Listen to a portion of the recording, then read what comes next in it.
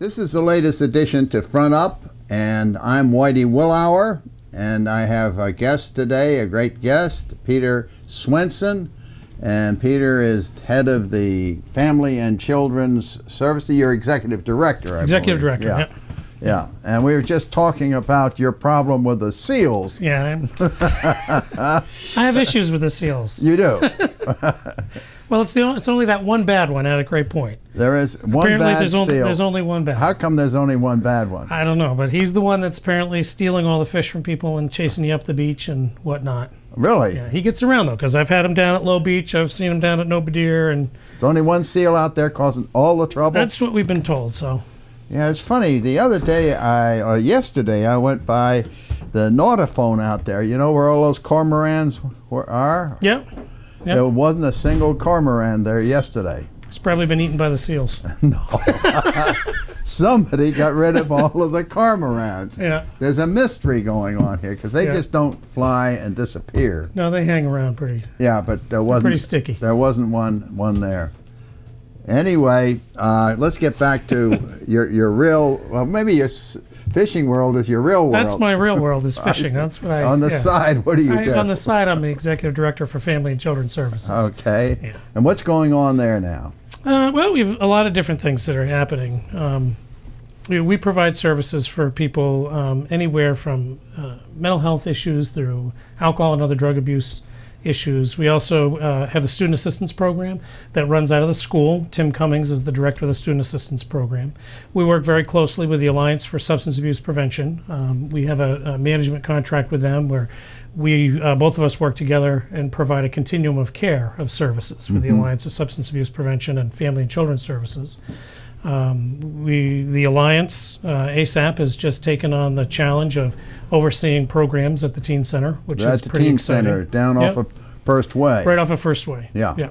And that's pretty exciting. I think that ASAP's going to do some good work there, and they've got a lot of new ideas and things to put in place there.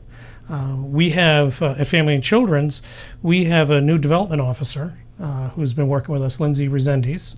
And this summer she did a program at the Yacht Club. We did some fundraising there. And this fall, she's working on a program called Miles of Dollars, which is a fundraising plan for the Student Assistance Program and for the Alliance for Substance Abuse Prevention. And what it is, it's a great concept. And what you do is if you take a dollar bill and you lie two of them next to each other, it makes it 1 foot.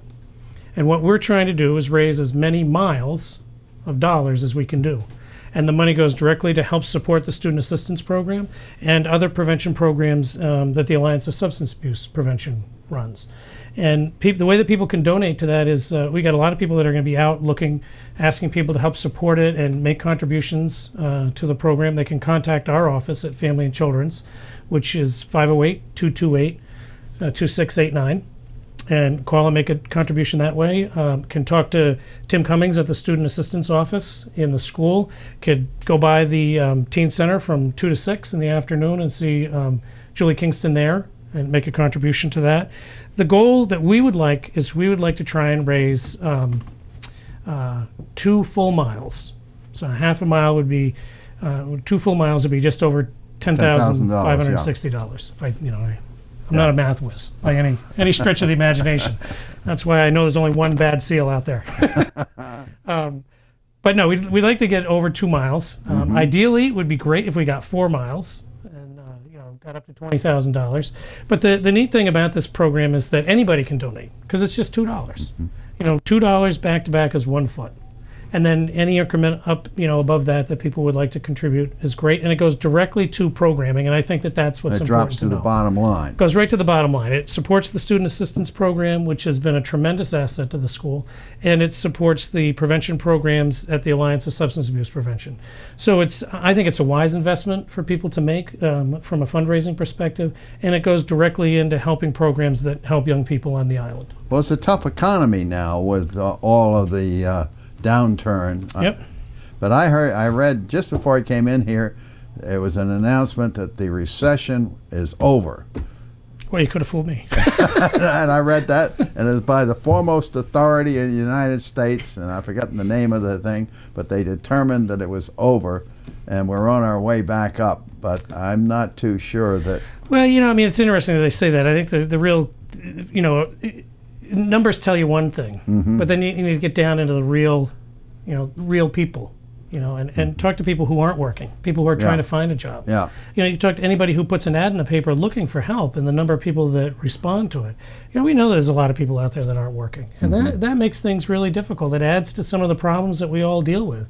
Somebody who's having a little bit of trouble in their life, and they lose their job and can't find another job, that can put them into a situation that's really challenging and difficult, not only for them, but for their family and their children. And that's some of the stuff that we've been dealing with at Family and Children's has been as a result of the economy, that you have people who it's just too much, and they're not able to handle it. We're fortunate with having great support from the town financially and some contracts with the state, that we can provide a sliding fee scale so that money doesn't become a stumbling block to coming in and see somebody. So people can come into Family and Children's and they don't have to pay full rates? They don't have to pay full rate. We ask that they make a payment of some effort that they are capable of doing towards the services, and we work with them to find out how many people do you have at home, what are your financial circumstances, and to be honest, we got some people that they just can't pay. Yes. They might be paying $2 to $5 a session to come in and be seen by somebody to help them kind of work things out. And a lot of people think that you get into counseling or therapy and that's it for the rest of your life. And the reality is, most people are come in and see somebody, help them sort out a few things here and there, and then they're right back on the road again, and not having a problem. When we look at somebody coming in, one of the things that we try and make sure that money doesn't become a stumbling block is because if you can get the person the help when they need it, it's going to help to alleviate longer-term problems down the road. So we try and make it as easy and as accessible for people as possible. The hard part is that as the economy is challenging and difficult for everybody, it is for us as well. So we've had to lay people off. We've had less staff working, so we have less availability for providing services to people because we don't have the number of staff that we used to have. So we've been referring to a number of private practitioners and things like that. So I wouldn't, I hope people wouldn't be discouraged that if they were to call in and, we were to get information for them and then work with them to find a private practitioner, particularly if they had the resources to be able to afford that. Don't you cooperate with other not-for-profits around town here? Yep. Yeah. We try and, what we try and do is if somebody comes in and they have a need that's not one of our specialties, we try and refer them where it would be better met.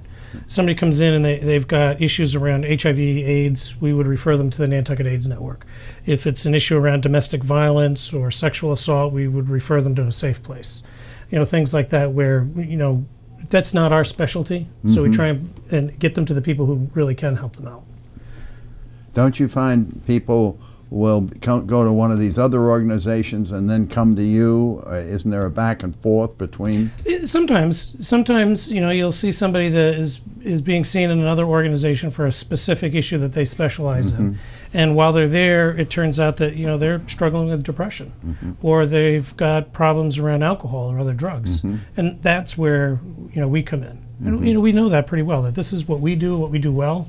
And we know that there are other organizations that do what they do well. We've got great support and collaborative relationship with two organizations that don't, get seen as much in the nonprofit world as human service organizations, but they have helped us out tremendously, and that's Strong Wings, which is the adventure-based school through the new school and their partnership.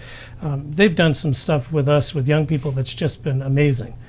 Chris Gitor and his staff are fantastic, and they've done some great work there with us in partnership, and also with Katie Connie at Sea Pony Farm has seen a number of our young people and helped them out through the work that she does with equine therapy with horses and things like that. And so that we look to try and find unique ways to help people and plug people in and get them support where they need it the most. So that's kind of how we look at it. Where we do well, we do that, and if we got other people out there that can do something more specific to what they specialize in, we try and plug them into those places as well. Now, how do you relate overall with the school, the public schools here, and the other schools? How do you deal with that relationship? Well, as I said, we have the student assistance program in the public school, Tim Cummings, and so he's there. That's a strong presence that we have there. We also have a contract in the school to provide social work services through the regional social work for the public school with Sherry Copeland and some other staff that work as a team within the school. And what we try and do is match what services we have with the services that the school is asking for and what they need. And we're really excited about the changes at the school and the new people that they have there and have brought in, and have had some great start-offs to some good relationships. And I think it's really exciting what's happening there. We also have a very good relationship with the new school, and as I said, we've got a strong partnership with Strong Wings, which is a part of the new school now, and Dave Provost over at the new school and Chris Gitor at Strong Wings in particular have been tremendously supportive of us. And so when people are supportive of us, we try and be supportive with them. Yeah. And when they have needs and stuff, we try and do whatever we can to help them out as well, because you're in a small community here. So that's how small communities work. We try and work together to pull each other through situations. Now, how big is the problem with the mental health and alcohol and drug abuse on the island? How do you look at it from a comparative point of view? Well, we've got some significant issues around alcohol and other drugs. We see our rates a little higher than Massachusetts rates with abuse of alcohol, whether it's with adults or with young people. And for instance, we see more risk taking with driving with somebody who's been intoxicated or driving themselves while they're intoxicated. We see a lot of people coming in. We've had, actually, as the economy has gone down, we've seen a larger number of people coming in for services around alcohol, opiates, and opiates could be heroin or prescription drugs such as oxycodone, OxyContin, things like that. We've seen a rise in depression. We've seen a rise in complicated issues, which might be two or three different mental health problems combined, or mental health and addiction combined. So we've seen a number of that going on. Everybody's aware that in the past we've had some history of suicide on the island, but I don't want to be overly excited about it, but I think that the programs that have been put in place by the Suicide Prevention Coalition and certainly the Student Assistance Program and things like that have been very, very successful in addressing some of the issues and needs that we see at the school. And I think that that's something that as a community we can all feel really positive about, that there's been some positive movement forwards in reducing activity and stuff with young people. We're working hard to try and find ways to address some of the problems with particularly middle-aged men and adults in our community. The Suicide Prevention Coalition just did a training called Connect, which is a best practice-based program out of the National Alliance for the Mentally Ill in New Hampshire. And they came in and did a training for a team of people, and that group is now going out and training people all throughout the community on just identifying risk factors for suicide and getting people plugged in to help when they need it. And we know that has worked very successfully in the school. We believe that will work very successfully in our community, that kind of a model. It's just hard, when you're talking to a school, the kids are all there. We know where to get them. When we're talking to adults, it's harder to plug into large groups of adults. But I think that we've got some good plans in place, and as a community, we're moving forward in that. Isn't the state recognizing some of the things we're doing here? Well, the state did recognize the Suicide Prevention Coalition with a state award of excellence and how well they've put things together in our community and work together, and that's really a pat on the back to everybody in our community, because I think as we started going through this as a community on Nantucket, we went through all of the emotions that you feel with that, with shock and grief and anger, confusion, fear, all of that kind of stuff. But as a community, we all pulled together and have responded to this in some what I think are fantastic ways, and the state has recognized that. That's great. One last question. Where do we go from here? What's your next most important thrust?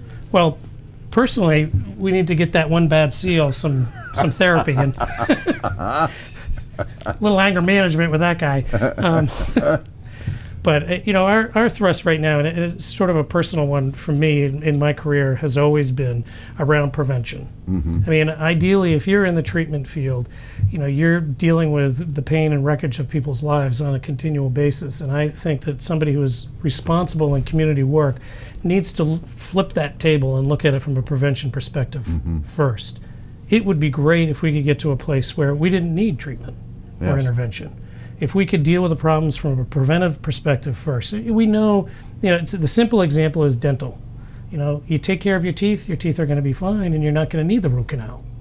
And we can look at it the same way when it comes to mental health stuff and it comes to alcohol and other drugs and things like that. Is if we can identify the problems before they become complicated, we can deal with them in a much faster and quicker way. So I think that we're moving towards really good prevention around suicide and suicide prevention stuff. We're moving in directions of prevention for alcohol and other drugs.